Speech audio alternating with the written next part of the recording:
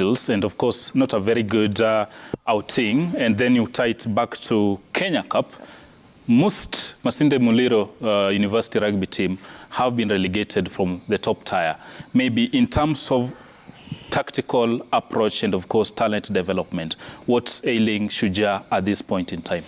This season they've not done really well. Actually, they have gone back to position 13. Yes, I've been talking about Shujaa, the transition, and I think something needs to be done. And I hope they normally watch this show. The fact that we lost against Fiji, for me, I was really surprised when we lost against Japan. 7-5, I believe. By that we'll have the graphics we had there. won against Austria. And I believe that we were picking up because we are now going for a playoff. There's number 13, 14, 15 are moving to the playoff. And Kenya should not be a team that is heading to a playoff. We were once champions, and I believe that we've just let it go. I watched the match against Japan, and I was so disappointed. I was disappointed because by that time we had beaten Australia. And Australia is no any other team as far as Rugby 7 is concerned. So it is sad because now we have to struggle to maintain our status, and it's not positive for Kenyan rugby. Having said all that, I think whatever the minister is trying to come up with, if in any case it's going to have to materialize, it might help the likes of Rugby 7s in this country. It might help the likes of soccer in this country, because I think that the committee that was appointed the other day was just there to try and get issues, go down and get the real issues that are bedeviling the likes of Shujaa. So once again, I hope that the minister's team is going to help this team in particular. Talking of that committee, Zita, we've never been short of rugby talent. It's an area where we're not poor. We are endowed with so many. Mostly you go to Western Kenya, that's where we have the Amondes, Injeras. There are so many, and even within the school games. In your view, in your assessment, what's really ailing Shujaa and what must they change? Because now a looming danger is relegation. I think the way we said we have to go to grassroots and look for more and more talent, because Japan is the team that we have beaten in the past game. Actually, we should have walloped. Yes, yeah, we should have won that game because it was in the bottom. Like, that is the game that we have won. So I think there's something that is happening that we don't know, maybe. So it should, for me, I think we should just go back to grassroots and start from afresh.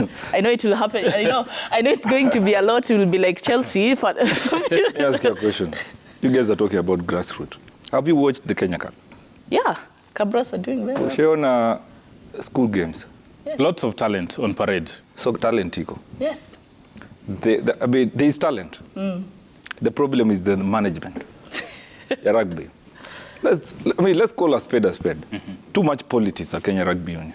Too much politics. Hata juzi so wame disband ile election walikuwa wanafanya.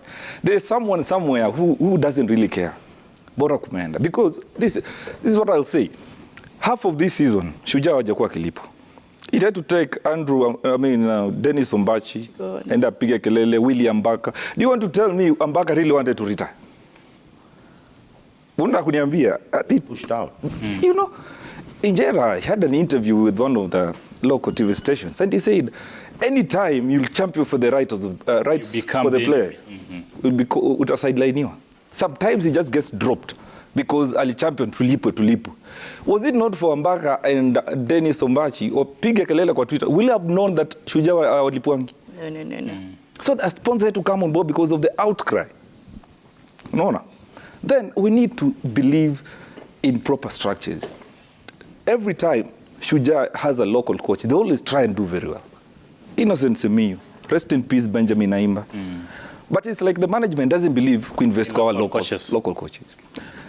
I've always put it this way: for us to have, for a senior team, a senior national team, to be very strong, they need to be a proper under 20, good under 23, under 17.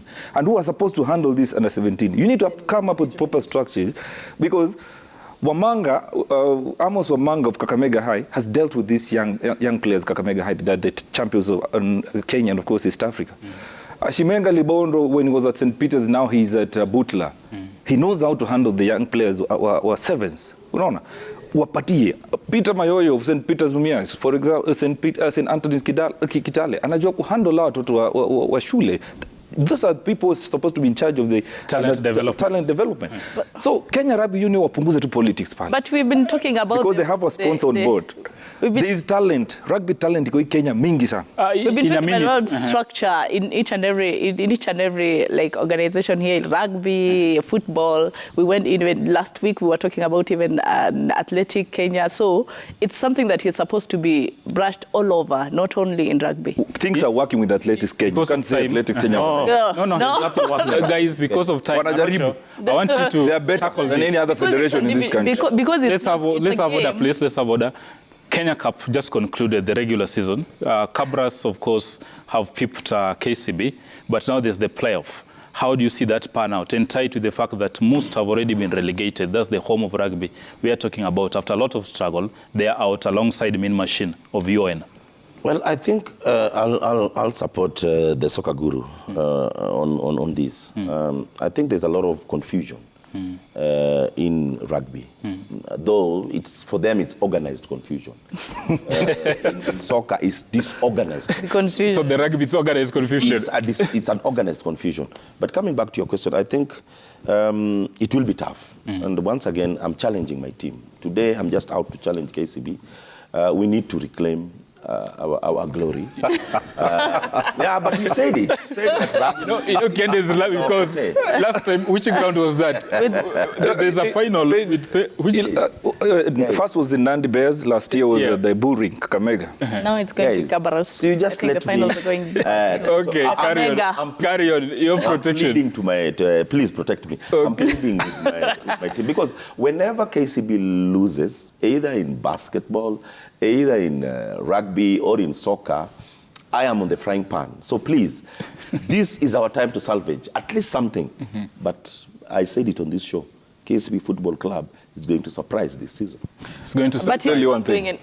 Just Cabras. 1 minute for a rejoinder, Kenda. Time is right. Cabras, this is the best you'll want.